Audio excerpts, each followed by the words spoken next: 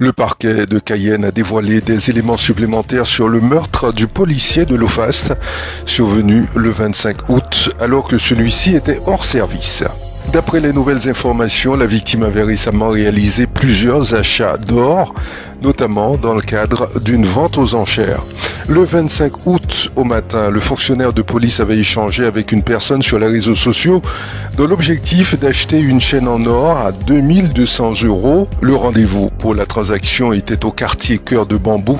Seulement, l'achat aurait tourné en guet-apens selon le parquet. Une information judiciaire a été ouverte ce 28 août du chef de meurtre précédé, accompagné ou suivi d'un autre crime.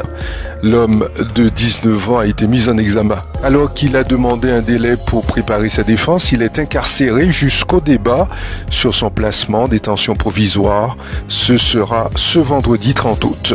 Pendant ce temps, l'enquête se poursuit. Elle devrait permettre notamment d'identifier le ou les complices de la personne mise en examen. L'homme mis en examen sous bracelet électronique depuis mars 2024. En septembre 2023, il a été accusé à 3 ans d'emprisonnement, dont 1 an avec sursis pour des faits de transport sans motif légitime d'armes, munitions ou de leurs éléments de catégorie B par au moins 2 personnes. Il avait aussi été accusé de violence sur un officier public ou ministériel, suivi d'incapacité n'excédant pas 8 jours, commis le 14 juillet 2023. Les principaux changements de la rentrée 2024 se feront sur les bancs des écoles. À partir de la rentrée 2024, les enseignements de français et de mathématiques sont organisés en groupe pour les élèves des classes de 6e et de 5e, annonce le gouvernement. Les cours vont s'alterner entre des temps en groupe formés par besoin des élèves et des temps en classe entière jusqu'à 10 semaines par an. La composition des groupes évoluera au cours de l'année. Le programme sera le même quel que soit le groupe. Des heures de soutien seront proposées aux collégiens les plus en difficulté, maximum 2 heures par semaine. Dès cette rentrée, les bourses scolaires sont versées automatiquement aux familles sans aucune démarche à réaliser, selon les revenus déclarés à l'administration fiscale, indique aussi le gouvernement. En fait, en tant que parent d'élèves de collège ou de lycée, vous pouvez consentir à l'étude automatique de votre droit à bourse lors de l'inscription ou de la réinscription de votre enfant.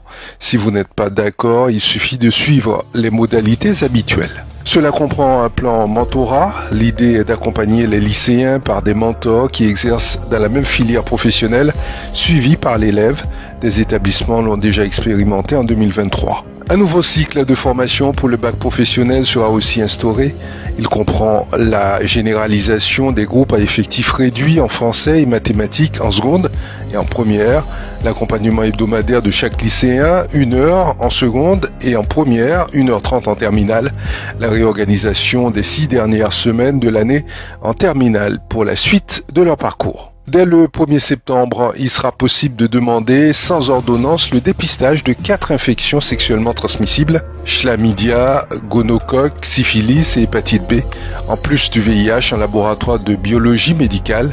Le test sera pris en charge à 100% pour les moins de 26 ans. Entrée en vigueur dès le 1er septembre du décret du 10 mai 2024 portant adaptation de la procédure contentieuse relative aux ouvrages hydrauliques agricoles, aux installations classées pour la protection de l'environnement en matière d'élevage et aux autorisations environnementales. En clair, ce décret doit permettre de réduire de 4 à 2 mois le délai de recours contentieux contre les ouvrages hydrauliques agricoles et les installations d'élevage.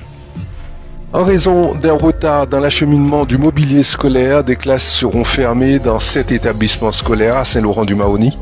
Groupe Élysée Giffard, 3 classes. Groupe Élie Stephenson, 1 classe. École Henri Sabayo, 1 classe. École Laure Paulus, 1 classe. École Suzette Labadie Combo, 1 classe. École Georges Abraméry, 1 classe. Et enfin, École Armide Euzet, 1 classe. La date de rentrée sera fixée au plus tard, au 23 septembre 2024, indique la mairie de Saint-Laurent-du-Maroni. Le jackpot du loto atteignait la somme de 9 millions d'euros ce mercredi 21 août. La chance a enfin souri à 2 joueurs qui ont trouvé la combinaison gagnante 3, 15, 19, 20, 31 et le numéro chance 7. Le résultat, une cagnotte divisée en deux permettant à chacun des heureux gagnants de remporter 4,5 millions d'euros. Ils sont aux antipodes, l'un se trouve en Guadeloupe tandis que l'autre est situé dans le Var. Ces deux joueurs, pourtant géographiquement éloignés, partagent désormais un destin commun, celui d'avoir vu leur vie basculer grâce à la loterie et d'être désormais des millionnaires. Pour le moment, les détails sur l'identité de ces deux gagnants restent confidentiels. FDJ.fr a toutefois annoncé que davantage d'informations seront publiées dans les semaines à venir lorsque les deux joueurs auront officiellement récupéré leur gain. Toutefois, généralement, les gagnants préfèrent ne pas révéler leur identité. C'est la fin de ce bulletin d'information. Je vous remercie de l'avoir suivi. J'aurai le plaisir de vous retrouver demain sur Radio Mayuri.